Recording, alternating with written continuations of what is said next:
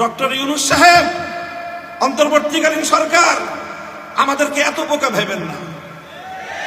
একটাই অনুরোধ করবো, এত বোকা ভাববেন না আমাদেরকে। আমরা এক শয়তানের বিরুদ্ধে আন্দোলন করলে ছোট শয়তান বদলায় বড় শয়তান বসাবেন। আপনারা শিক্ষা ব্যবস্থায় ধর্ম রিলেটেড বিষয়গুলোকে সাব্যস্ত করার জন্য আপনাদের তত্ত্বাবধায়ক সরকারে একজন ধর্ম উপদেষ্টা আমাদের আলেম সমাজের থেকে প্রতিনিধিত্ব করতেছেন, ডক্টর আফম খালিদ সাহেব। বাংলাদেশের ইসলামপন্থীরা সকলে তার ব্যাপারে একমত, কারো তার ব্যাপারে দ্বিমত নাই।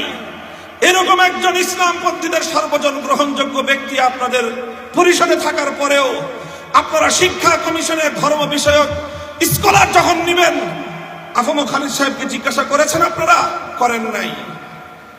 সবকিছু আপনারা আপনাদের মন মতো করবেন। ইসলাম বিষয়েও আপনারা